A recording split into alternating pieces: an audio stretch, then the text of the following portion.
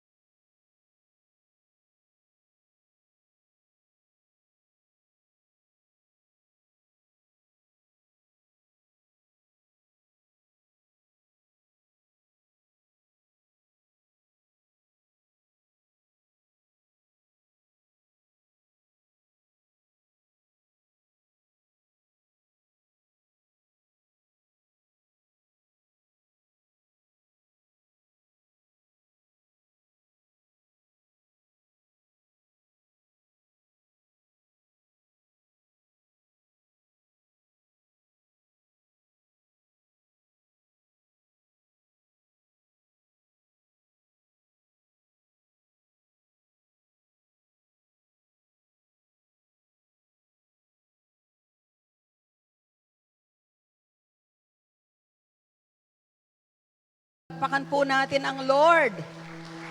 Yan na po ba ang palakpak na kaya nating ibigay sa Panginoon? Una po, syempre magandang umaga sa inyong lahat at nais nating batiin ang lahat ng mga fathers. Pwede po bang pakitaas ang kamay ng lahat ng mga tatay na narito? Ito po ay araw nyo at nais naming batiin kayo sa pangalan po ng ating leadership, ng ating minamahal na Bishop Brother Eddie and family, Bishop Brother Eddie Villanueva at sa kanyang buong pamilya, syempre po ang bumubuo ng Villanueva family, mga tatay din po ng Villanueva family, Senator Joel, Mayor John, at syempre po ang ating Pastora Jovi, ang ating pong Vice President, sa kabuuan po ng JL Church Leadership. Bumabati din po ang aking pamilya with Brother Bong, Sister Cha, ang ating Congresswoman Cha, ang ating Pastor Benji, at ang aming mga apo ng isang masaya, matagumpay, pinagpala at napaka-amazing na Happy Father's Day po sa inyong lahat. Palakpakan po natin ang ating Panginoon. Mamaya po siguro may mga plano ho kayo na lumabas, kumain sa labas ng bahay, doon lang pala sa bakuran, kumain po sa labas at kayo po ay magkaroon ng bonding, fellowship, napakaganda po niyan. Minsan lang po sa isang taon ang Father's Day, kaya samantalahin niyo po. Kaya mamaya po wala na tayong connecting time para po mag-giveaway tayo for you to spend your time, the rest of your time sa araw na ito sa inyong kanya-kanyang pamilya. So nagpupugay po kami, mabuhay po ang mga tatay. Palakpakan po natin ang Panginoon. At bago po ako mag-share ng salita ng ating Panginoon, ay nais lang din po nating batiin. Thank you po sa ating worship team sa napaka-anointed na worship, praise and worship. Nais lang po nating i-welcome ang mga kapatid po natin at mga bisita from Milan, Italy. Ang buong Gaspar family. Andyan po sila. Palapakan po naman natin sila. Yan. Brother Carlito, Sister Precia, Brother Carl, and Sister Carmela Gaspar. Ganon din po ang buong Condec family. Nandyan po ba ang Condec family? Sige po, pwede po bang tumayo? Palakpakan natin ang Lord sa kanilang buhay. Si Brother Erickson, Sister Lenny, and Sister Crizzy Condec. Welcome po kayo. At sa lahat ng mga first-time guest po natin, mga bisita, you are welcome dito po sa ating gawain sa Jesus is Lord Church, Calamba City. We were in Milan last May. So na-meet po natin ang ating mga kapatid from Milan, Italy. Actually, ako po ay nakapagturo doon sa kanilang church na napakaganda at napakadami na rin pong dumadalo sa GIL via Padova. Kaya po napakabuti ng Diyos. To God be the glory for all the things na ginagawa po niya sa kabuuan po ng GIL. At kahit anong mangyari, ang gusto ng dyablo ay guluhin ang church, ang ministry, pero tandaan natin, ang Diyos na may-ari ng GIL Church, kahit kailan ay hindi po magpapabaya sa ating lahat. Hindi matitinag. Amen po ba? Palapakan nga po natin ang ating Panginoon ngayong umagang ito. And this morning, before we are going to pray for all the fathers, bago po natin sila ipanalangin, ay nais ko po na magbahagi ng salita ng ating Panginoon na hindi man po ito masasabi nating talagang ang title ay tungkol sa Father, but I know and I believe the very content of this message has something to do with the life na nais ng Diyos na makita sa lahat ng mga tatay at sa lahat ng bawat isa sa atin, mga nanay man tayo o kayo man po ay anak, magulang, ito pong mensahe na ito ay pangkalahatan para po sa ating lahat.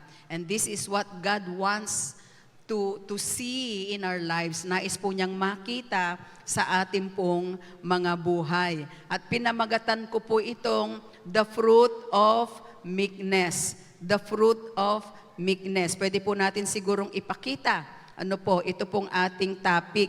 Inline pa rin po ito sa ating theme na breakthrough gentleness that heals.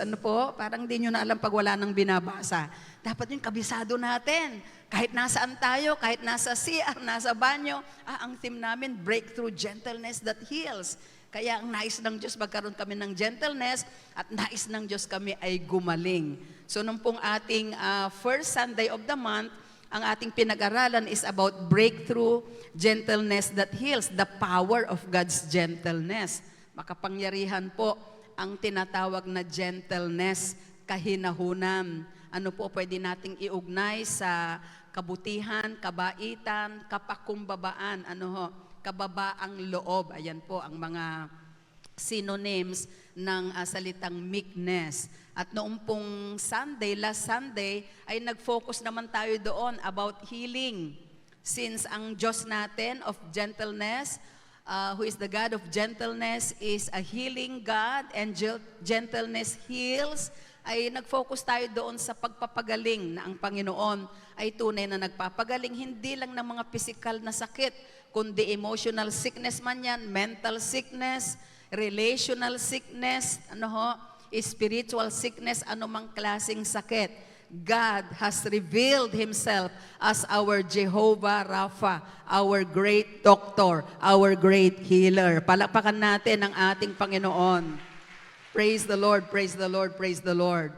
Kaya po, the fruit of meekness, ano ba ang bunga ng tinatawag na kahinahunan? Tignan muna natin ang Galatians 5, verses 22 and 23. Pwede po ba nating basahin? Sabay-sabay, lakasan po natin.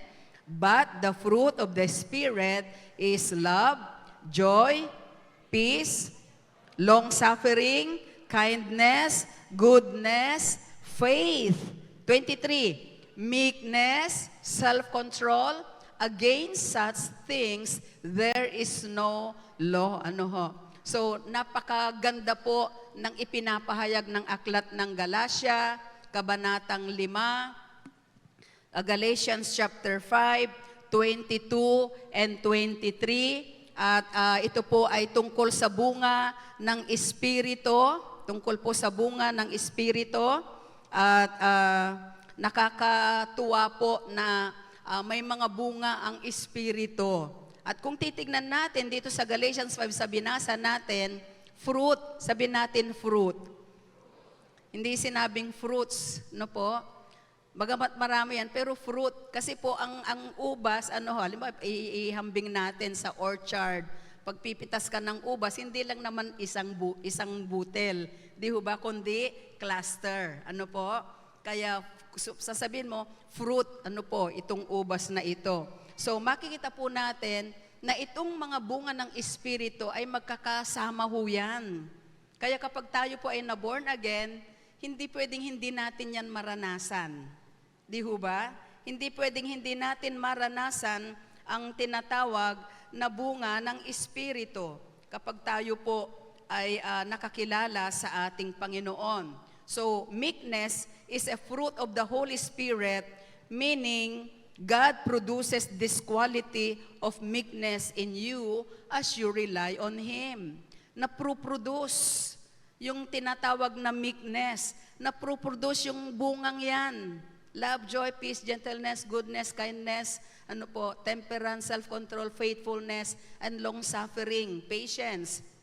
Naproproduce ho yan kapag tayo po ay nakakakilala sa ating Panginoon. It is being developed sa ating mga buhay, ang bunga ng Espiritu.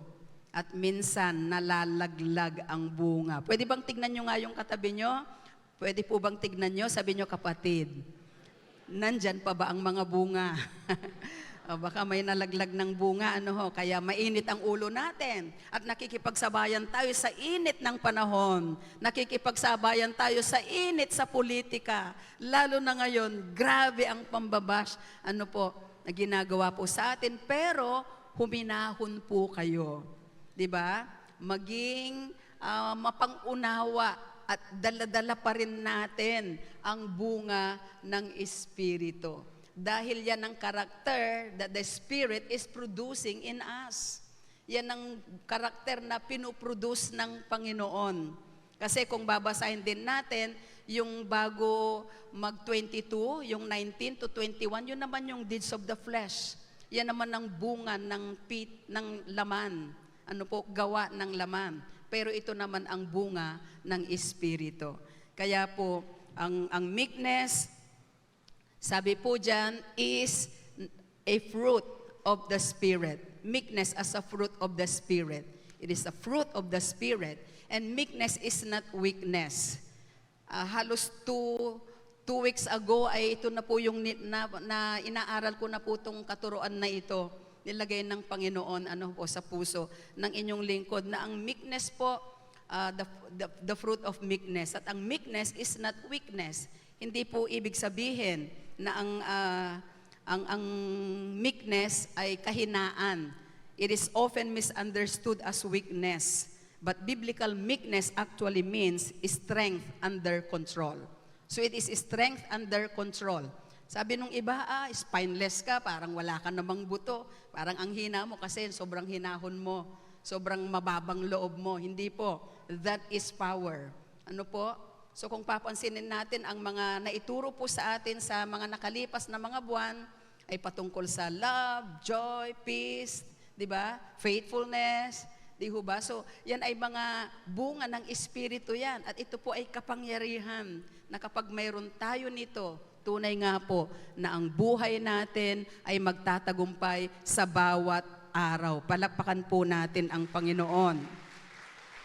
So it is love which seeks first not its own, but the things of God and others. So ito po pala yon. Ang meekness po pala, o yung gentleness, o yung goodness, o yung kindness, o humility, or humbleness, is love which seeks first not his own. Hindi yung sarili ang tinitignan at inuuna, kundi yung mga bagay ng Panginoon at yung kapakanan ng iba.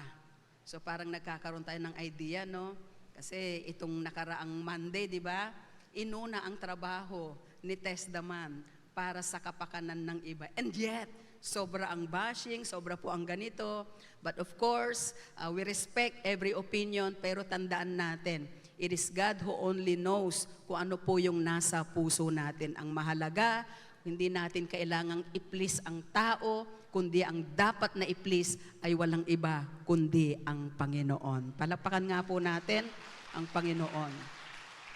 So meekness to many means spineless, lack of courage or strength. But the fact is, it is the opposite.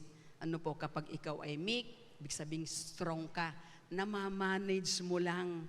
Di ho ba? Hindi naman ibig sabihin na ang pagiging strong ay maingay, dynamic, malakas ang boses. Ano ho? Kundi ito po palang kahinahunan is a power that God has released upon us all. So meekness has a twofold expression. Saan po na-express? Kanino? Of course, first toward God and then toward others. So sa Diyos muna, andun yung tayo ay mahinahon, tayo po ay tunay na mapagpakumbaba sa ating Panginoon, may kababaang loob sa harapan ng ating Panginoon. And of course, toward others. Toward others. It is an attitude of submission. Pakibasa nga po natin yung nasa baba. Malakas po, sabay-sabay. It is an attitude of submission and yieldedness to God, which results in the harnessing of our strength in godly ways towards our fellow men. So kapag tayo po ay natutong magpakumbaba, ano po, sa ating Panginoon, may kababaang loob tayo sa Panginoon, yielded tayo, nagpapasakop po tayo, yan po ang resulta niyan, magmamanifest yan at maipapakita at mahahayag din natin sa ating kapwa. Yan po ang ibig sabihin, ano po, kaya mahalaga na sa Diyos muna, then sa kapwa. Now, let's go to the three, ano po, tatlo lang po itong nais kong ibahagi about this fruit of meekness. Number 1, pakibasa natin ang number 1, submission. Wow, pakilakasan natin. Mga tatay, pakilakasan po. Yan. Mga tatay, submission una sa Panginoon, di ba? Submission sa ating Panginoon. Meekness is a fruit of the Spirit and meekness has a fruit. And the fruit of meekness, number 1, is submission. Ang ibig sabihin po nito, the meek deliberately choose to submit to God's authority. Di ba? Holding back one's strength to be gentle and patient. So una po ang ating pong pagpapahayag ng ating pong meekness ay nakikita sa ating pagpapasakop. Pagpapasakop natin sa authority ng Panginoon. Napakahalaga ng submission sa Diyos. Ano po? Submit yourselves to God. Diba? And resist the devil. And the devil will flee from you. James chapter 4, verse 7, kung di pa ako nagkakamali. Pag nagpapasakop tayo sa Panginoon, you can resist the enemy. Diba? You can resist the enemy. Mapagtatagumpayan daw natin. James 4:7, kung tama po. Mapagtatagumpayan natin ang dyablo. Tapos ang dyablo ay kakaripas ng takbo. Sino ho dito paborito ng dyablo? Ano ho? Diba? Kapag ginagawa natin ang mga magagandang bagay, paborito ka ng dyablo. Pero minsan, kapag ginagawa mo rin kamalian, ibig sabihin, paborito ka rin ng dyablo. Ano po? Pero ang sabi po dyan sa 4:7 ng James, pakibasa po natin, wala ho yan sa aking outline pero nire-reveal lang ng Panginoon para matutunan natin at mas ma-appreciate natin itong ating pinag-aaralan about submission. Pakibasa natin, submit yourselves therefore to God. Then, resist the devil and he will flee from you. Napakahirap po na mapaglabanan ang dyablo kapag hindi tayo nagpapasakop sa authority ng Panginoon. Napakahirap na ang dyablo layuan tayo. Ano po? Tayo po ay vulnerable sa lahat ng gawa ng kaaway. Pero kapag tayo pala ay nagsasubmit sa Panginoon, tayo ay nagtatago under the shadow of His wings, under His divine protection, divine authority. Kaya nga mayroong libro na undercover. Ano po? Minsan na ituro ho natin yan. Kapag nagpapasakop tayo sa Panginoon, that is our shield. That is our protection. That is our power against the works of the enemy. Amen po ba? Palapakan natin ng malakas ang Panginoon. Mga tatay, pagpapasakop sa Panginoon. Di ho ba? Tayo po ay magpasakop sa lahat, mga nanay, lahat ng Kristiyano. It's very important that we submit ourselves to God. A meek person is someone who is self-controlled, patient, and willingly submits their strength and ambitions to God's will rather than fighting for control. Yan, minsan marami tayong pinaglalaban sa buhay natin. Hindi natin alam, nasusuwag na natin ang Panginoon. Nasusuway na rin natin ang ating Panginoon. Tignan po natin ang sabi, ng salita ng Diyos. O sabi po dyan, sa next slide, pakibasa po natin, meekness is not simple compliance. It is rather an attitude of submission found within the Spirit. So sabi natin, bunga ng Espiritu. Ito'y nananahan sa atin. Actually, ang Holy Spirit dwells in us. We are the temple of the Holy Spirit. Kaya sabi ko kanina, kapag tayo nagtiwala sa ating Panginoon, tunay nga yung bunga ng Espiritu, and one of that is humility or meekness, ay mararanasan natin. So kapag mahinahon ka, hindi lang ito compliance, simple compliance o sumusunod ka lang. Kasi sabi ni Lord, dapat maging mahinahon ako. It is rather an attitude. Ito po ay karakter, attitude na nade-develop sa atin. At kaya tayo nagkakaroon ng submission, pagpapasakop. So of course, sa lahat ng authority, mayroong delegated authority. Sa nation, may authority. Di po ba? Sa church, may authority din po. So yan po ang nais ng Diyos. At may papahayag lang natin yan, yung submission sa authority, sa nation man yan, sa church man yan, kapag mayroon tayong tunay na submission sa Panginoon. Ipinakita ng ating Panginoong Jesus ang kanyang kahinahunan at maging ang kanyang kababaang loob, pagpapasakop sa kalooban ng Diyos Ama. Tignan po natin ang sinasabi po ng Zechariah chapter 9 verse 9. Shall we all read? Sabay-sabay po, lakasan natin. Rejoice greatly, O daughter of Zion. Shout aloud, O daughter of Jerusalem. Behold, your king comes to you.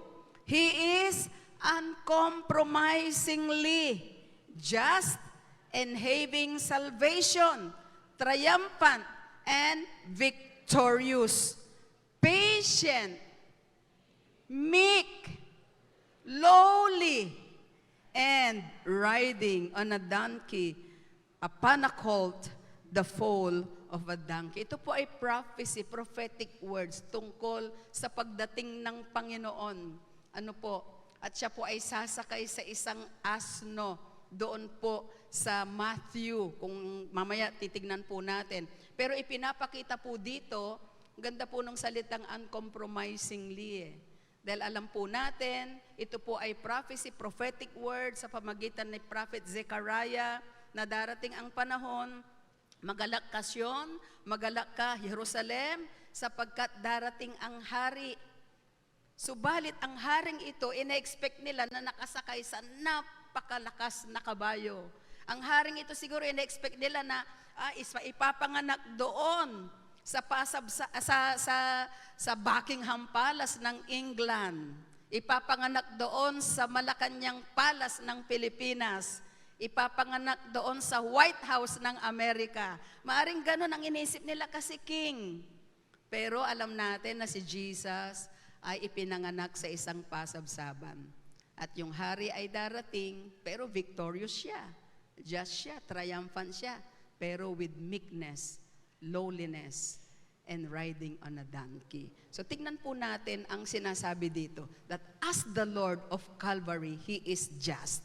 Siya po ay righteous, siya po ay matuwid, bringing God's judgment on sin.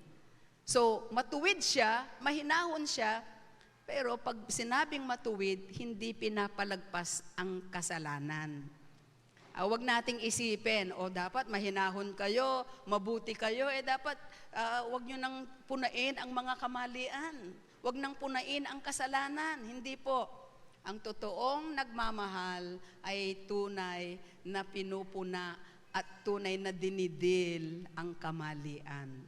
Sapagkat ang totoong nagmamahal, hindi ito tolerate ang kasalanan. Pwede bang tignan nyo yung katabi nyo? Sabi nyo, kapatid, mahal mo ba ang mga anak mo? Diba? So, hindi ito tolerate ang mali. Mahal mo ba asawa mo, mga tatay? Hindi ito tolerate ang mali. Ano ho? So, hindi po tinotolerate. Katulad ng Panginoon, hindi po niya tinolerate yung mali. He is just. Siya po ay God of justice. Kaya siya po yung nagbayad ng makasalanan because justice must be served. At sinasabi po dyan, He is just, He is having salvation, delivering God's redemption, and lowly being submitted to God's will. Habang ginaganap niya yung kanyang misyon, righteous siya, nagtatagumpay siya, pero andun yung kababaang loob. Parang ang hirap i-imagine, no? But that is God. Ang sabi po ng Matthew, para mas lalo nating ma-appreciate, yan po yung katuparan ng prophecy, ng hula. Pakibasa po natin. Tell ye the daughter of Zion, behold, thy king cometh unto thee, meek and riding upon an ass, and upon a colt, that the fall of an ass. So makita natin na nandyan po yung katuparan during Jesus' triumphal entry to Jerusalem. Ano po? Siya po ay nakasakay sa isang asno. Alam natin, bangging ang asno ay napaka mababang hayop. Ano po? Siya po ay sinasakyan. Siya po ay kapag sasakay ka dyan, kailangan niyang lumuhod. Di ba? So, yun po ang mga makikita nating realization dyan po sa verse na iyan. At ang Matthew, napakaganda ng kapahayagan, ano po, pagtanaw ng Book of Matthew dito po sa talatang ito. Sabi po dyan, Matthew interprets the words just, having salvation. Ano po, righteous siya, matuwid siya, victorious siya. At ang pagliligtas at kaligtasan ay kanyang binayaran. Ang kaligtasan ay kanyang ipinagkakaloob sa bawat isa na lumalapit sa Panginoon. And lowly, nagpakababa hanggang doon sa krus ng Kalbaryo. Naging masunurin. Iho ba? Nung siya inaalipusta, nung siya nilalatigo, nung siya pinaparusahan, hindi po siya nagsalita ng kahit ano, ni himutok, sapagkat nagpakababa ang Panginoon. And Matthew interprets these words with one word, and that is meek. Jesus is meek. Ano po? Si Jesus, ang ating Panginoong Jesus, siya po ay may kababaang loob, mahinahon. Mga magulang, mga kapatid, bilang followers ng Panginoon, mahalaga din na tayo ay mahinahon. Tignan niyo uli yung katabi niyo, mukha bang mahinahon? O parang may kaaway, parang galit, parang mukhang tigre. Hindi ho, biro lang. Ano ho? Di ba? Meek. It's power. Di ba? Jesus is meek because as the Christ, He is opening up the events that will lead to His crucifixion. And Jesus' attitude toward His Father demonstrated His meekness. Kaya kanina inawit yung Philippians chapter 2, every knee shall bow, every tongue will confess that Jesus Christ is Lord. Pero bago yung exaltation, ay mayroon munang crucifixion. Diba? Bago yung coronation, mayroon munang crucifixion. Bago yung glory, mayroon munang tinatawag na pain. Diba? Ang Panginoon. Kaya ang sabi ng Philippians chapter 2, beginning verse 5, dapat ganito ang attitude nyo katulad ng Panginoon. Na bagamat siya ay Diyos, hindi siya nagpumilit na maging kapantay ng Diyos, kundi nagpakababa siya. Diba? Naging masunurin hanggang sa krus. Kaya naman, darating ang panahon na ang Panginoon siya itataas at lahat ng tuhod ng lahat ng tao, kahit sila'y mga mararangya, matatalino, magagaling, nasa posisyon at poder, lahat ng tuhod ay luluhod. Lahat ng labi, sino man sila sa mundong ito, ay magsasabi na si Jesus ang Panginoon para sa kaluwalhatian ng Ama. Sa mga tatay na narito, kung kayo ay first time na nakadalo sa umaga pong ito, tandaan po ninyo, hindi po ang pagiging tigasin ang napakagandang katangian. Hindi ang pagiging macho ang napakagandang katangian. Ang isang magandang katangian na ating hilingin sa Diyos ay maging mahinahong tatay. Hello mga tatay! Nandyan ho ba ang mga tatay? Pumalakpak nga ang mga tatay kung nag-a-agree. Parang hindi pumapalakpak yung iba. Hindi, tigasin talaga ako. No? Tigas. Yung pala, tigasampay, tigasaing, tigasandok. Ay hindi ho. Di ho ba? So, ang tunay na tigasin ay yung may kababaang loob. Di ba? Nais mong maging buo ang pamilya. Nagsusumikap ka na ang pamilya, may iahon sa hirap. Nagsusumikap at nagsasakripisyo ka na ang pamilya maging masaya, maging mapayapa.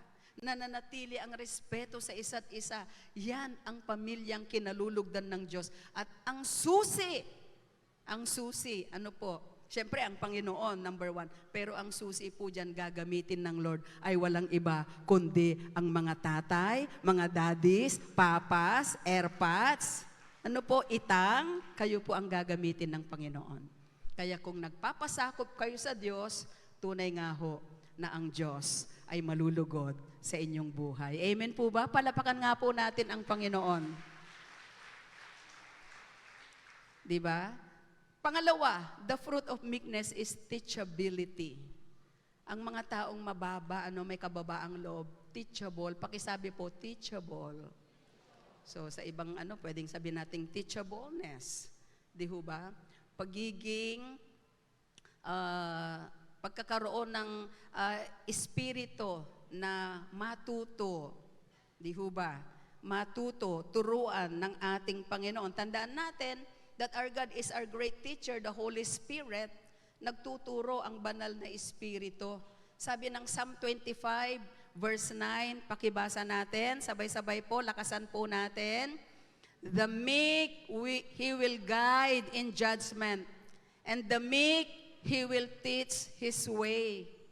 Wow! Ganda po. Sa sobrang lugod ng Panginoon sa mga meek, inaakay sila sa isang buhay, sa isang landas patungo sa masagana at matagumpay na buhay. Inaakay sila doon sa tamang karunungan, tamang judgment. Tamang judgment. Ginaguide ng Panginoon ang mga meek. Gusto ba nating i-guide tayo ng Diyos? Araw-araw? Gabayan ka ng Panginoon? Is that what you want, church? I-guide ka niya anong dapat na maging desisyon mo. Remember, church, araw-araw nagdidesisyon ho tayo. This journey of life is somehow difficult. Hindi po madali itong journey of life. Huwag nating sabihin, Kristiyano na ako, madali na ang buhay, lahat, okay lahat yan. No. Mas mahirap nga po pag Kristiyano ka. Bakit? Kasi tatalikuran mo ang mundo, nandito ka sa mundong ito. Ang daming temptations, ang daming distractions, ang dami kang naririnig, ang dami mong nababasa, na minsan sakit na, gusto mo nang bumigay. Pero wag kapatid, i-guide ka ng Panginoon, ano ba ang tamang post dyan? Ano ba ang tamang sagot? Ano ba ang tamang judgment? Last Friday po ako po ay nagturo sa Don Watts, At inilagay lang ng Lord sa akin yung topic about nations. When God disciplines a nation.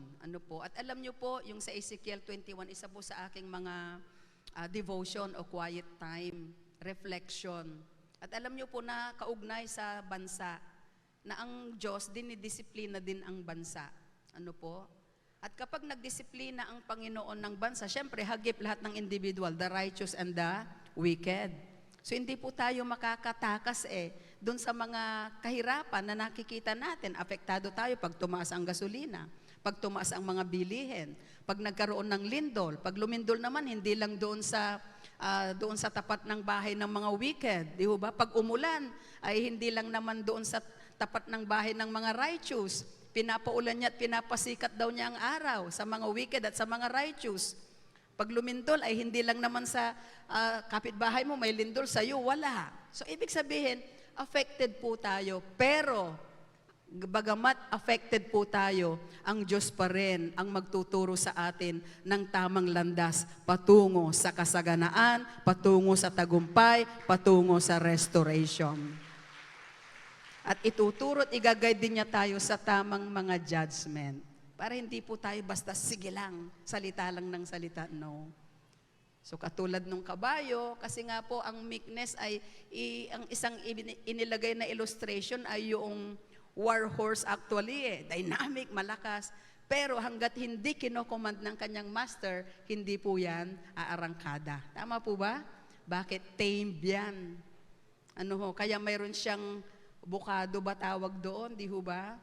Mayroon po siyang ganon. Tapos hanggat hindi yan kinomand ng kanyang master, hindi muna yan kikilos. Ibig sabihin po sa atin na mga Kristiyano, tayo ay kikilos lang according to the will of God. Palapakan po natin ang Panginoon. Dahil ginaguide tayo ng Panginoon. So, ang sabi po dyan, sa ibang translation, ang ganda sa easy, or sa The Passion, keep showing the humble your path and lead them into the best decision. Tanyo po, ang ganda sa The Passion Translation, no? Panginoon, ituro mo sa mga mapagpakumbaba yung landas at dalhin mo sila sa tama, best, sabihin nyo, best decision. Alam nyo po, yung ginawa nyo ngayong umaga, bago kayo umayo, bago kayo outing o ano man yan, bago kayo nag-fellowship or bonding na pamilya, best yung decision na ginawa nyo kasi inuna nyo muna na dumalo at makinig ng salita ng Diyos. Amen po ba? That's the best decision. At ang sabi ng Psalm 32 verse 8, nais ko lang daanan, the Lord says, I will teach you the right way to live. Paano ka dapat mabuhay? I will be your guide. Many times in the Bible, God is assuring us that He will be our guide. Sabi niya, I will lead you. I will teach you the right way to live. Tuturuan kita kung paano mabuhay. Hindi lang basta mabuhay, nakakain, magtatrabaho, parang mechanical ang buhay, kundi yung buhay na masagana, buhay na ganap, buhay na kasiyasiya, buhay na matagumpay. Ang nais ng Diyos para sa kanyang mga anak. So sabi po dyan, humility is the key to being led in what is right and being taught the way of God. Sarap po na ang Diyos nagtuturo. Minsan ang kanyang pagtuturo, dinadaan niya sa pagdidisiplina. Minsan kinokorek ka ng Diyos. Ang salita po ng Diyos ay nagkokorek. Amen po ba? Minsan kasi ang tao ayaw ng correction. Discipline is not a popular word. Discipline is not a popular word. Hindi po siya popular. Yung tayo ay sumunod sa Panginoon, it's not a popular decision. Mas marami gusto doon sa kabila. Mas marami gusto doon sa mundo. Kasi walang nangingialam. Di ba ang instinct natin sa isang tao, tayo po, ayaw nating may nangingialam sa buhay natin. Amen po ba? Tignan nyo yung katabi nyo, sabi nyo, kapatid, may nangingialam ba sa buhay mo? Di ba? Siyempre, pagkatao lang ang nangingialam at gusto lang siraan ka, ayaw natin yon. Siyempre, ayaw din ng Lord yon. Pero kapag ang Diyos nangialam sa'yo, wow, kapatid, sumunod agad. Obey immediately. Amen po ba? Obey without reservation. Tayo po ay sumunod agad. So, ang humility, yan ang susi para ikaw ay ituwid, para ikaw ay agabayan ng Panginoon. Kasi, He resists nga the proud the arrogant. Hindi kailanman tuturuan ng Diyos ang mga arrogante. Kaya ang humility, ang susi para matuntun natin ang tamang landas, ang maginhawang buhay, masayang buhay, matagumpay na buhay. On the other hand, ang pride naman po, yan ang magiging mitsa ng buhay natin. So ang antonym ng humility is arrogance. Di po ba? Pride. So ang sabi po dyan, pakibasa natin, pride, which is in a sense at the root of sin, a desire to do things our own way instead of God's way. So the proud are not led in what is right. Tanyo po, kapag prideful ka naman, punong-puno ng pride, napakataas, arrogant, mayabang, hambog, di ho ba? Mapagmalaki, mapagmataas. Yan naman po ang mitya ng buhay. Yan po ang napakalaking kasalanan na magpapabagsak sa'yo. And God will not lead you doon sa right because you are not listening to God. Hindi ka nakikinig sa Diyos. So ang mga humble nakikinig sa Panginoon. Tama po ba? Pakitignan ulit ang katabi. Pastora, mabigat naman yung mga tinuturo mo. Ngayon lang ako umatin Ganyan ang narinig ko kasi mahal ka ng Diyos. Kaya itinuturo niya ito sa ating lahat. Amen po ba? Pakisabi sa katabi, kapatid, nakikinig ka ba kay Lord? Minsan kung sino-sino ang pinapakinggan, kung sino-sinong pinapaniwalaan, kaya na-distract, at naiba na ang pananaw, posisyon sa buhay. Ayaw ko na dyan sa GIL. Walang ganun. Si Lord ang ating sinasamba. Si Lord ang ating pinagtitiwalaan. Ang nais ng Panginoon, ang tanging i-please natin ay ang Diyos. Ano man ang maging desisyon natin sa buhay, tandaan natin.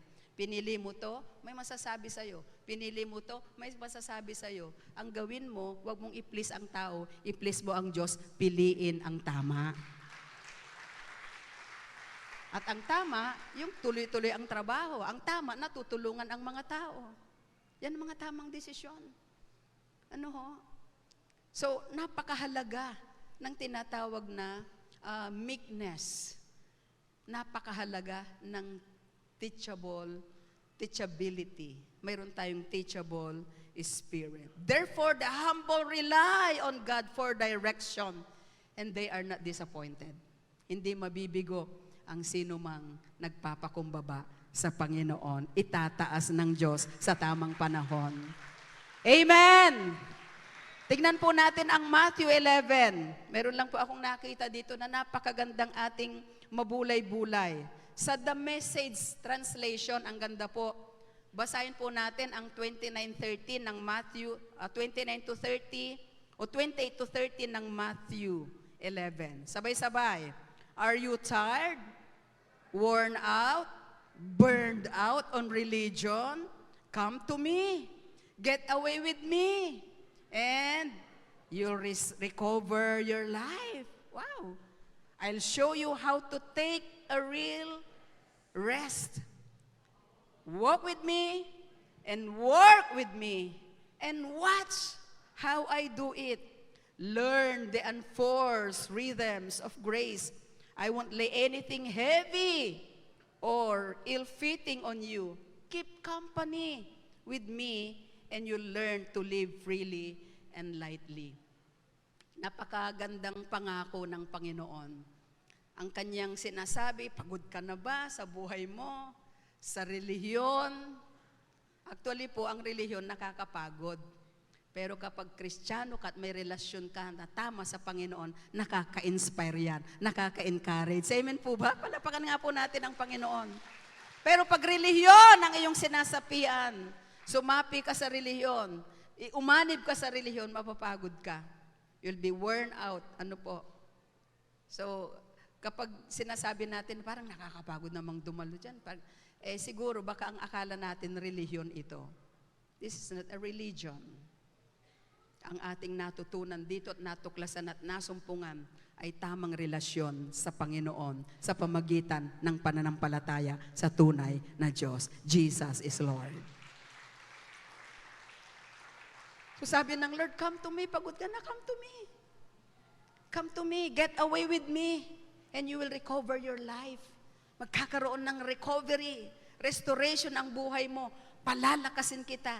Ikaw na napapagod, bibigyan kita ng kapahingahan. Yung sinasabi po ditong rest, hindi lang siya kapahingahang pisikal. Natulog ka, nagpahinga ka, okay ka na ulit, lumakas ka. Hindi po. Kundi kapayapaan ng puso, kahinahunan sa buhay, katagumpayan, kasaganaan, kagalingan. Yan po yung sinasabi na rest. Yan po yung sinasabing pagpapala na sinasabi ng Panginoon kung tayo po ay magpapakumbaba at lalapit sa Diyos. A lot of people today don't want to come to God. Instead, they chose religion. Ano po? Ayaw nila nang lumapit sa Diyos. Gusto nilang sumapi sa relihiyon. Kaya nakakapagod. Kaya walang pagbabago. There's no transformation at all. Why? Because religion cannot change. Religion cannot save. But Jesus can change your life. Jesus can save your life. Jesus can lead you to the right direction. Yan ang Panginoon. At ang sabi dito, 3 bagay yung nakita natin. Tignan po natin. It is a prerequisite for learning the things of God. Pinag-aaralan natin teachability. Do you want to learn the things of God? O bakit parang wala nang sumagot? Kanina, ang lakas ng palakpak nyo. Gusto ba nating matutunan ang mga aral ng Panginoon? Gusto ba nating yakapin ang mga bagay ng Diyos? Bilang disciple, dapat yan ang number 1 nating gusto. Lord, yung faith ko lalo mong itaas. Lord, yung relasyon ko sa iyo. Pagbubulay ko ng iyong salita. Diba? Kaya ang Bible, binubulay-bulay. Pagbubulay ko na yung salita, Lord, yung aking pananalangin. Yan kasi yung prayer, devotion, yung pagbabasa ng salita ng Diyos, yun ang nagsusustain ng relasyon mo sa Diyos. Hindi yung nakikita mo sa social media.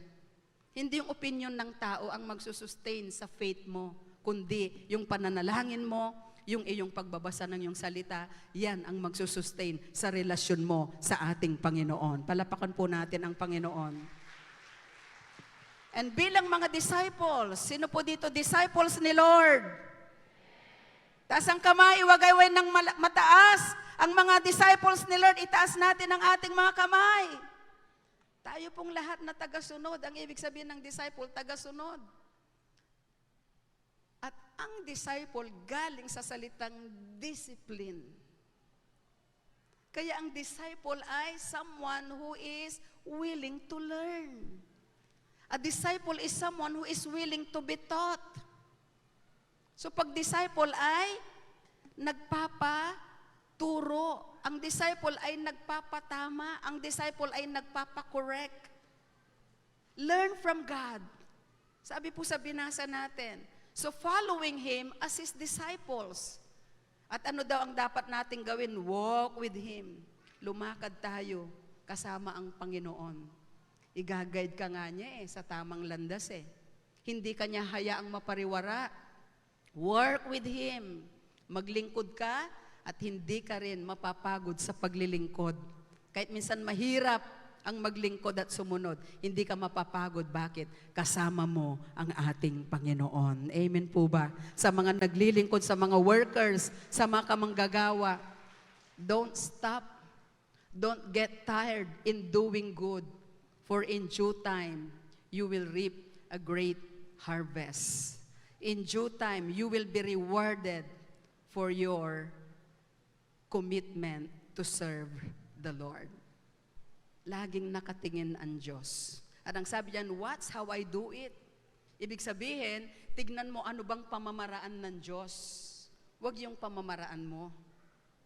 Diba? Kaya nga may mga narinig tayong katuruan, live like Jesus, love like Jesus, serve like Jesus. Diba? Maglingkod tayo, mabuhay tayo, at magmahal tayo katulad ng Panginoon. Uncompromising. Mahalin natin ang bansa. Mas mahalin natin priority. Ano po? Ang pagmamahal sa bansa kaysa sa isang partido. Priority ang pagmamahal sa mga tao at paglingkuran kaysa sa sino mang politiko. Ang loyalty natin, hindi sa tao, ang loyalty natin ay sa Panginoon. Amen po ba? Palapakan natin ang Panginoon. At yung madalas nating naririnig, sino bang nagsabi noon? Isang great man, Manuel L. Quezon ba? Ang sabi niya doon, my loyalty to my friends ends when my loyalty to my God begins. Ang ating senador, siguro nabasa niyo ang mga maraming balita. Gusto ko lang pong banggitin ito. Well, hindi siya loyal sa kahit kaninong partido. Loyal siya sa kanyang mandato bilang senator. Napakalaking kasalanan kapag hindi nagtatrabaho ang mga senador. At lahat ng lingkod bayan, pinapasweldohan. Ano po, pero nagbo-boycott, etc. Hindi yan ang kalooban ng Lord. Maraming nakabinbin na batas, etc.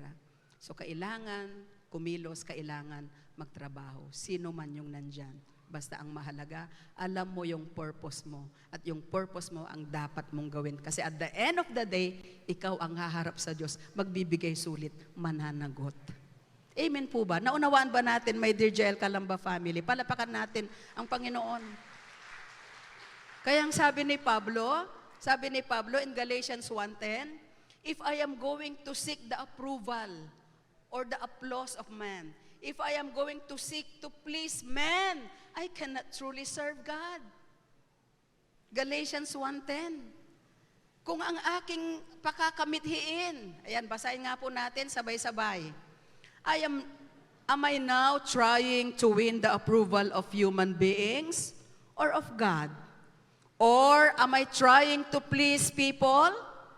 If I were still trying to please people, I would not be a servant of God. Hindi mo magagawa yung tama kapag tao ang piniplease mo. Kasi lagi ka na lang, ano bang, ay naku, ayaw dito. Wala ka nang nagawa. Bakit? Para ka nang helong na turumpo, na paikot-ikot because you don't know the direction because you are pleasing people. Instead, you should please God. Kaya sabi ni Pablo, hindi ko totohanang mapaglilingkuran ang Diyos bilang servant niya kapag ang aking inuuna ay i-please ang tao. You cannot please everyone in this world. Kahit saan ka pumunta, may masasabi sa'yo, di gawin mo na kung ano yung tama, yung direksyon na itinuturo ng Panginoon. Amen po ba? That's the safest place for your souls. Come on, let's give the Lord our best clap offering.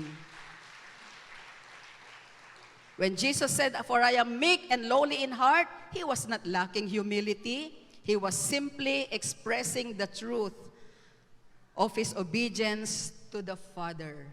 Ipinapakita niya yung kanyang pagsunod sa kanyang Ama. The third and the last, graciousness. Sabihin natin, graciousness. Pagiging mahabagin. Kapag ikaw pala ay mapagpakumbaba, mabuti, nakaugnay pala yung, ang naproproduce pala niyan ay pagiging mahabagin o maawain o gracious, kind. Ano po? So, sabi po dyan, sa verse ng 2 Timothy chapter 2, basahin natin verses 24 and 25. Sabay-sabay po. God's slave or servant shouldn't be argumentative, but should be kind toward all people, able to teach, patient. Sabi nyo, patient. Nako, yan po ang magiging tema natin next month. Binabaybay ang bunga ng Espiritu. Tanong, may natutunan ba ang Jael Calamba?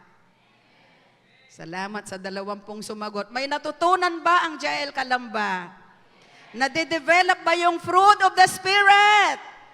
Pumalakpak nga po ang naniniwala na nade-develop sa kanya ang fruit of the Spirit by God's grace.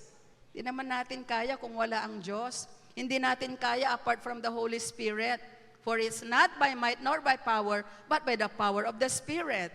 So ang sabi ng verse 25, tuloy po natin, and should correct opponents with gentleness. Perhaps God will change their mind and give them a knowledge of the truth. Sa ibang translation po, as a servant of God, as a servant of the Lord, you must not argue. Ano po, hindi po tayo dapat nakikipagbakbakan, nakikipagbangayan. Yan lang natin, tingnan na, okay lang yan, Lord. Kilala mo ako. Ang mandato mo sa akin, i-share kita. So ito, binibigyan ng gabay ni Pablo, si Timothy na kanyang disciple. Ano po? Son in faith po niya. Si Timothy, si Timoteo. Tinuturuan niya kasi medyo kabataan si Timothy. At ang sabi niya ganun, wag kang makipagtalo. No? Pero, i-correct mo din, no? I-correct mo din ang mali. Itama mo. Hindi yung inangkin mo na, ganyan nga kami, no? I-correct mo rin ang mali. Pero dapat mahinahon. Di ba? Ang galing ng salita ng Diyos. You must be kind to everyone. You must be a good teacher and you must be patient. You must gently teach those who don't agree with you. Hindi man sila umaayon, maging mahinahon ka lang. Ituro mo pa rin, i-share mo pa rin ang salita ng Diyos. Maybe God will let them change their heart so that they can accept the truth. Alam niyo po ba, the Spirit demands that the Word of God be transmitted in an attitude of love and meekness. Ito naman po ay may kinalaman sa ating pakikipag-usap, lalo na pag nag-share tayo ng salita ng Diyos. Ang tanong, Jael Calamba family, nag-share ba tayo ng salita ng Diyos? Salamat ho sa 10. Nag-share ho ba tayo ng salita ng Diyos? Sa school man yan, kaklase, kaibigan, kasama sa trabaho, kapamilya. Share natin ang Word of God. That's our duty, that's our obligation as disciples of the Lord. We work with God. We walk with God. We watch God, how He do it, how God does it. Ano po? So nais ng Diyos na i-transmit natin, i-share natin ang Word of God in an attitude of love and meekness. Sabi diyan, meekness is imperative. Sinabing imperative, mahalaga in transmitting the Word to others. Minsan pag nag-share tayo, di ba? Gagalit yung sinisharean mo. Ganyan, nakikipagtalo na sa'yo. Huwag kang makipagtalo. Kapag hindi mo na kaya, hindi na kaya ng powers mo, hindi mo alam ang sagot doon sa mga tanong niya. Minsan may mga ganun Nagsishare ka, yung sinisharean mo, parang mas maraming alam. Kasi nagbabasa din pala ng Bible, pero hindi pa siya Kristiyano. Take note, may mga tao nagbabasa ng Bible, pero hindi Kristiyano. Walang relasyon sa Panginoon. Tandaan natin yan. Katulad din, mga nagsisimba. Pwedeng pumupunta ng church every Sunday, pero hindi pa talaga born again. Yung mga ganun po. So sa panahon na sinishare mo ang Word of God, pinipiloso po ka. Kung ano-anong sinasabi sa'yo, kaysa magalit ka, sabihin mo na lang, sige kapatid, mag-usap na lang tayo next time. Thank you, God bless you. Tapos, alis ka na, Kasi baka mamaya kung ano-ano pa ang masabi natin Kaya napakahalaga ho na inaaral natin ang Bible. Kaya ang sabi dito, able to teach others. Diba? You must be a good teacher, kaya mong i-share. Yung faith mo, yung pananalig mo, pananampalataya mo, kahit nakapikit ka, kaya mong ibahagi ang katotohanan na si Jesus ay Diyos at si Jesus lamang ang tagapagligtas. Wala nang iba. So, meron po akong mga na-encounter, na ganito ang relihiyon, ganyan ang relihiyon. Alam niyo po, I just share the word with all honesty, speaking the truth in love. At yan, medyo mataas na yung boses, sabi ko, hindi po, ganito po yan, etc. Sige po, pag may time kayo, mag-usap ulit tayo. Hindi ho ba, God bless you? Hindi po tayo dapat nakikipag-argue, nakikipagtalo, lalo na sa social media, please. Huwag tayong makipagtalo. Amen po ba? Ang salita ng Diyos, kahit sasabihin mo yan ng mahinahon, powerful yan kasi salita ng Diyos yan. Pakitignan yung katabi ulit, sabi nyo kapatid, ang salita ng Diyos ay makapangyarihan. Hindi kailangan ang power mo para maging effective. Amen po ba? Ang salita ng Diyos, the Word of God is living and effective, sharp, powerful. It's like a two-edged sword. Sabi ng Hebrews chapter 4, verse 12. Hebrews chapter 4, verse 12. The Word of God is living and effective, quick and powerful. Yan, alive and active, sharper than any double-edged sword. It penetrates even to the dividing soul and spirit, joints and marrow. It judges the thoughts and attitudes of the heart. Ganyan po ka-powerful ang Word of God. Hindi mo kinakailangang isigaw ng isigaw at ipamuka sa kausap mo, hoy, eto, salita. Hindi po. Just say it with love. Dahil minsan powerful ang word, pero your approach minsan hindi okay. Kaya hindi makumbinsi Amen po ba? So, speak the truth in love. Ang salita ng Diyos ay makapangyarihan. Tumatagos hanggang sa pinaghihiwalayan ng ating espiritu at kaluluwa. tumatagos hanggang doon sa pinaka-joints, mga buto, marrows, utak. Sino dito, paborito niya yung marrow doon sa bulalo, di ba? Utak hanggang doon sa utak. Ganun pala ka-powerful ang Word of God according to Hebrews chapter 4 verse 12. Napaka-powerful pala. Tumatagos hanggang doon sa pinaghiwalayan ng espiritu at kaluluwa. Hanggang doon sa buto natin. Hanggang doon sa utak, marrows. Tumatagos ang salita ng Diyos. It penetrates even unto the dividing asunder of our souls and spirits, joints and marrows. At ang salita ng Panginoon, it discerns, it judges. Imagine, alam ng salita ng Diyos kung ano ang nasa isip ng tao. Ganyan ka-powerful ang salita ng Diyos na linggo-linggo pinapakinggan natin. Mga magulang, mga kapatid, hindi lang nagpapagaling, kundi napaka-makapangyarihan para baguhin ang puso at isip ng tao. Kaya huwag tayong matakot na i-share ang Word of God.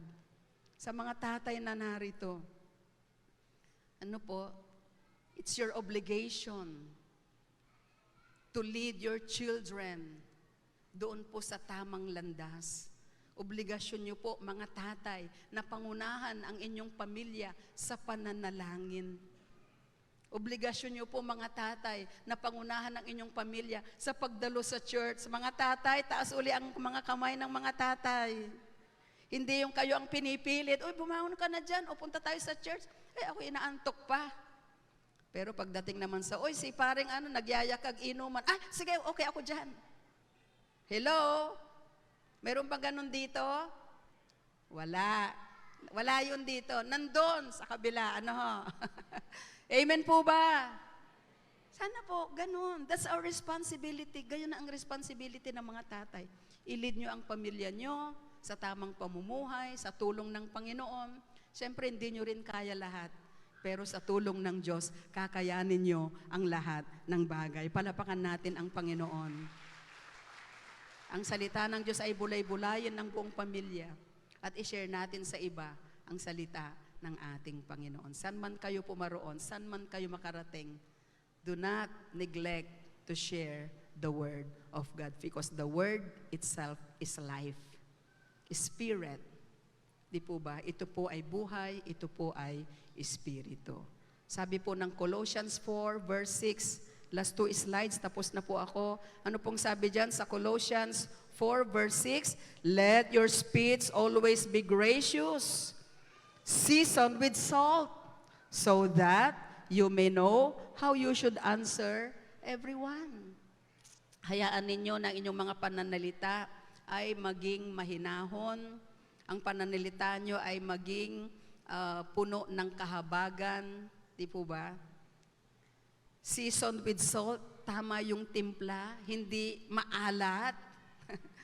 Di ba? Hindi maalat so that you may know how you should answer everyone. Ibig sabihin po, sakto lang, tama lang, yung pagiging mahinahon, gracious. Nakikita po yung pagiging asin pa rin natin ng sanlibutan, nararamdaman yung pagmamahal. Ano po, upang sa ganon, magkaroon tayo ng pagkakataon at kakayahan na masagot ang lahat ng kanilang mga katanungan. Huwag din tayong magalit kung maraming tanong. Dami mong tanong, sige, bahala ka na dyan, mahulog ka na sa impyerno, bahala ka sa buhay mo. Huwag pong ganon. Diba? Kasi ang daming tanong. Mahalaga po, i-guide din natin sila kung paano tayo pinagtiyagaan ng Panginoon. Bakit ka narito ngayon? Dahil may nagtiyaga sa'yo. Bakit ka nandito ngayon? May nag-akay sa'yo.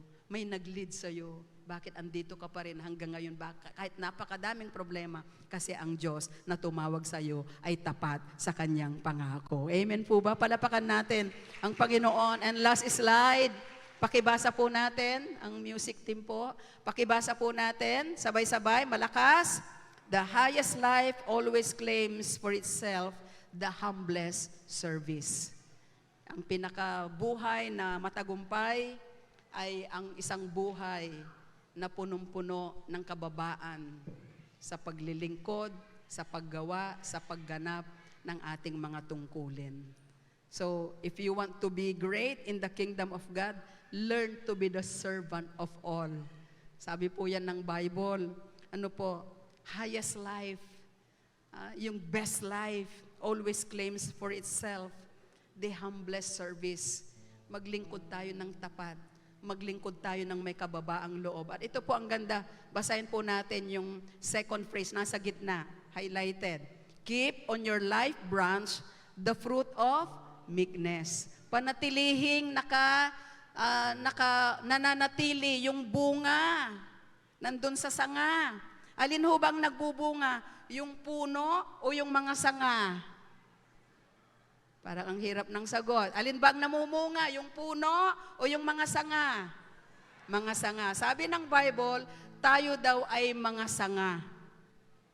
Si Jesus ang puno.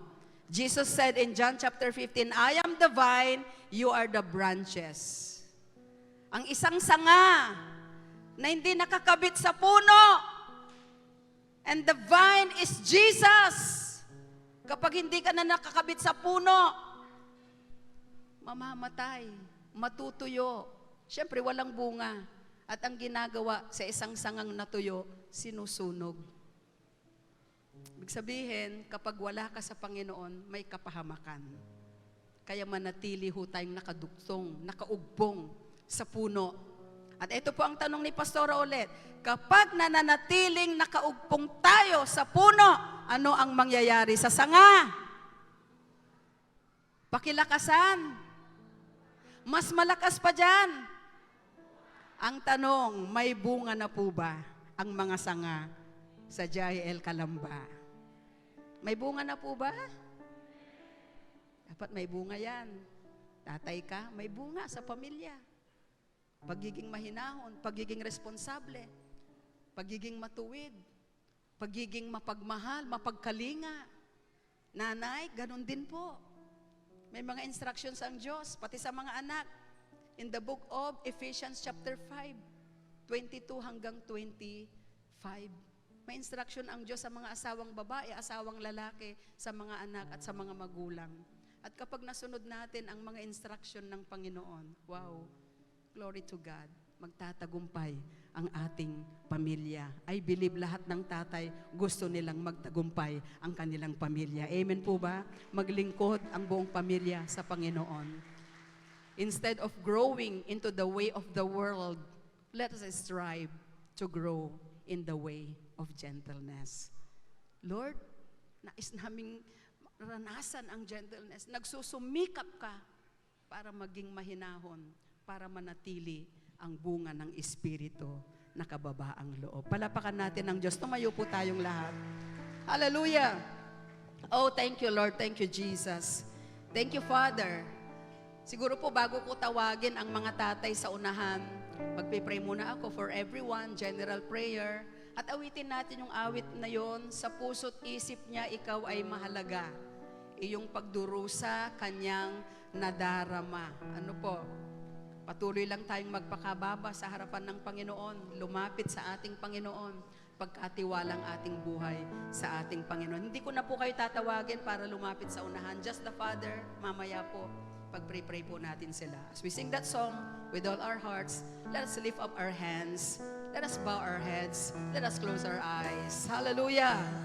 Thank you, Jesus. Isip niya, ika'y mahalaga, iyong pagdurusa, kanyang nadarama. Dahil sa pag-ibig niya, Pag-ibig niya, sa krus, pinakita. krus Pinakita mo, Lord, ang kababaang loob mo. Hallelujah, pagmamahal. Pwede po bang itaas natin ang ating tinig? Church, itaas natin ang ating kamay sa puso't isip niya. Ika'y mahalaga. Come on. Ika'y mahalaga. iyong pagdurusa, Kanyang nadarama. Lagis na pag-ibig niya, sa krus pinakita. Sa'yo'y alay. Upang lumapit ka Sa Diyos, Ama. sa Diyos Ama. Ika'y lumapit na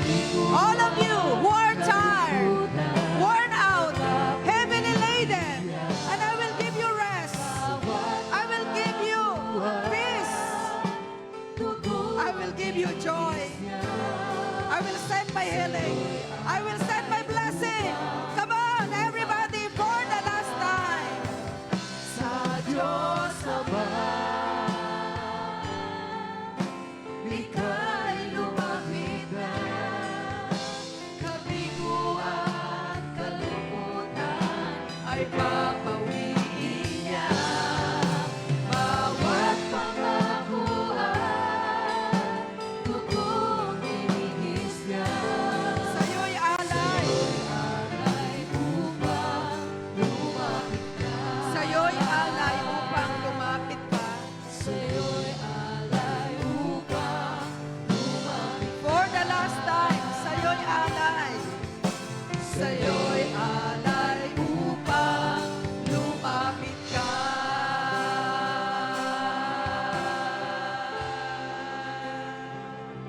Oh, hallelujah. Oh, come on.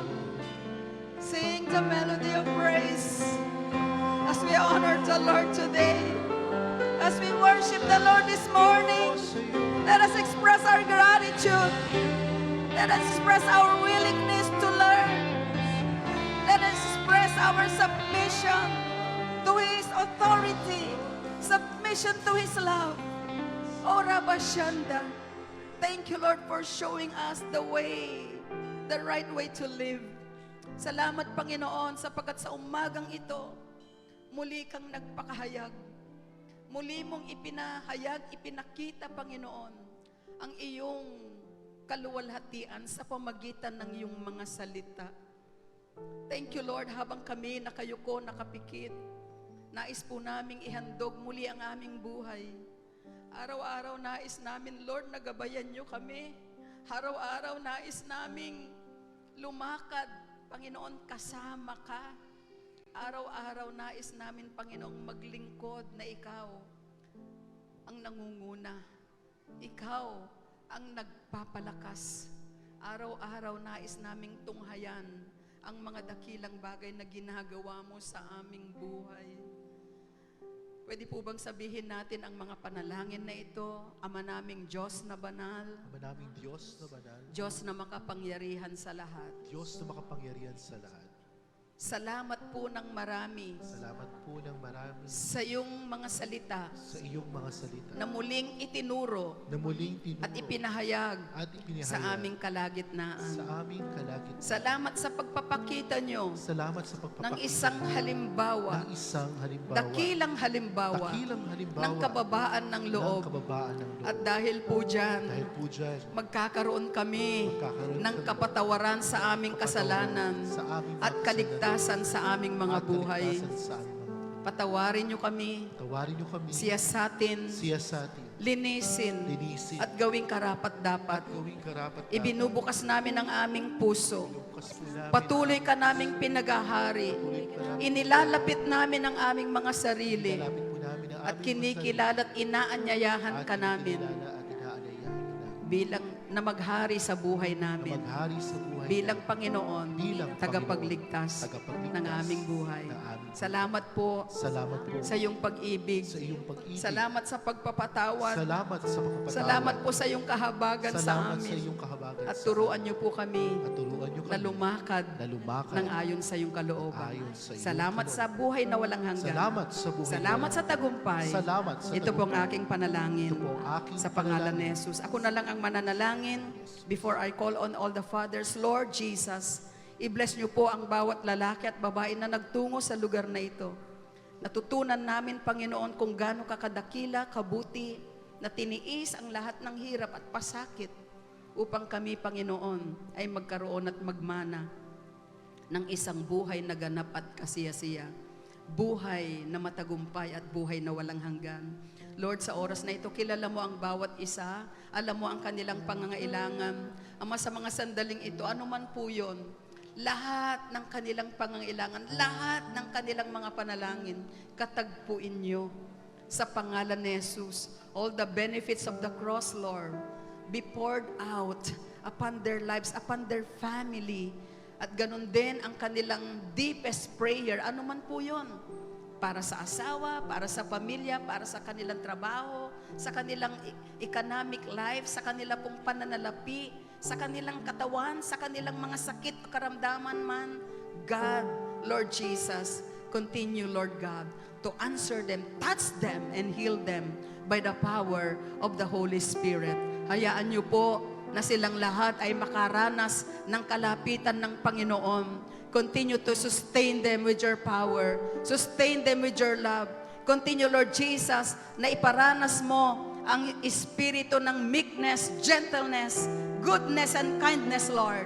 At matutunang magpasakop sa iyo araw-araw sapagkat alam namin, Panginoon, you resist the proud, but you give grace to the humble. Nagngingit-ngit ka, napopuot ka sa mga palalo, pero Panginoon, kinakahabagan mo at pinagpapala mo ang mga mapagpakumbaba. Pagpalain mo sila ngayon, body, soul, and spirit, in the name of Jesus. Salamat, Ama ng marami. Maglilingkod kami sa iyo. Pwede ba nating sabihin ang deklarasyon na ito? Sabihin natin, maglilingkod ako sa iyo, Panginoong Jesus. Habang ako'y may lakas, habang ako'y nabubuhay, magtitiwala ako sa iyo. Susunod ako, sapagkat ako ay iyong disipulo. Maghari ka sa buhay ko, ngayon, bukas, at magpakailanman. Ito po ang aking panalangin sa pangalan ni Jesus. Amen and amen and amen. Sa pagkakataon pong ito, manatili tayong nakatayo. Pwede po bang tawagin ko po ang mga tatay? Lahat ng fathers na narito, just come in front. Nais lang po namin kayong ipanalangin. Nais lang po namin kayo na idulog sa Panginoon. Dahil alam nyo po, alam ko po na hindi madali din ang pagiging tatay. Kung paanong ang nanay, iba din ang trabaho, iba din po ang calling. Pero alam nyo po, ang mga tatay kasi ay talagang tinawag nga na haligi ng tahanan. Pag sinabing haligi, pundasyon ho yan. Ibig sabihin, nandyan nakatayo ang haligi doon sa pundasyon at dapat ang Panginoon ang pundasyon. At pag sinabing haligi, kinakailangan ito ay maging matatag para hindi gumuho ang bahay. Nandyan ho ba kayo, mga tatay? Saludo po kami sa inyo. Mabuhay po kayo dahil kayo po ay tinawag ng Panginoon at ang pagkakatawag po ninyo ay isang unique calling. Ano po? Kayo ang provider, kayo ang shepherd ng inyong pamilya, kayo po ang nagli-lead sa pamilya nyo, kayo po ang nagtuturo sa pamilya nyo, ano po? At kayo din po ang patuloy na aakay sa inyong pamilya. Kayo din po ang aakay sa inyong pamilya palapit sa ating Panginoon. At kayo ang umaalalay, di ba? Kapag panahon na parang gusot, gulo, yung boses ni tatay, ang dapat marinig, pero syempre sa gabay ng Panginoon. Mahirap din na nagsasalita pero wala pala sa kalooban ng Diyos. Masisira din ang pamilya. Kaya alam niyo po, mga tatay, I encourage all of you, laging magtiwala kay Lord, laging manalangin, laging magbasa ng salita ng Diyos. At alam ko po, yung hindi nyo kayang gawin sa pamilya nyo, Diyos na po ang gagawa. Mahirap, mabigat, intindihan po namin yan. Pero tandaan nyo, mayroong isang Diyos kayo na pwedeng malapitan sa bawat araw ng inyong buhay. Sabi nung awit, sa Diyos Ama, ika'y lumapit na. Mga kabiguan, kalungkutan, papawiin ng ating Panginoon. Amen po ba? Sige po, tayo po ay yumuko po kayo, pumikit. Taas nyo po ang inyong kamay sa Panginoon at ipapanalangin po namin kayo. Lord, salamat sa buhay ng mga tatay na ito. Napakabigat ng kanilang tungkulin at obligasyon, pero alam namin, Lord, with you by their side, they can do all things. Hindi po madali ang maging tatay. Sila ang tinitig ng example din ng kanilang mga anak. Kaya kapag mali ang naibigay na ehemplo, Lord, mapapahamak ang pamilya. Kaya hayaan niyo po, Panginoon, na sila ay maging masigasig na pag-aralan ang iyong salita. Sila ay maging masigasig na panatilihing malapit ang relasyon nila sa inyo upang sa ganon, O God, makita ng kanilang pamilya yung Diyos Ama sa kanilang mga buhay. Ikaw ang nagsabi in Psalm 103 verse 13 that the Lord is like a father to his children, loving, compassionate, tender to those who fear His name. Ang Diyos din po ay Ama natin So, baka sasabihin nyo, wala akong ama na matawagan. Mayroong isang Diyos na pwede kayong tawagan. Araw-araw, sikapin nyo pong lumapit sa Panginoon. And God will guide you continually. And God will sustain you spiritually. And God will bless you in all areas of your life. Lord, bless them now and forever. Strengthen them. Lead them in the way they should go. And Father God, fulfill the deepest prayer of their hearts. Huwag niyo po silang biguin. Kung sila man po ay may mga frustration sa kanilang tatay, nung sila'y mga bata, na hindi nila naramdaman ang pagmamahal, pagmamalasakit. Lord Jesus, salamat sapagkat nandyan ka na nagtuturo, nagtutuwid, nagdidisiplina. Dahil mahal na mahal mo sila upang sila'y makaganap ng kanilang tungkulin ng buong puso, buong isip at kaluluwa. At sila, Panginoon, ay tunay na maging good father sa kanilang mga anak, good husband sa kanilang asawa, at isang mabuting tao, good testimony sa kanilang community. Bless them, the works of their hands. Bless their jobs. Bless their work. Prosper everything that their hand will touch. God, enlarge the place of their habitation. Enlarge their territory. Bless their coming and their going. And Father God, spare them from harm.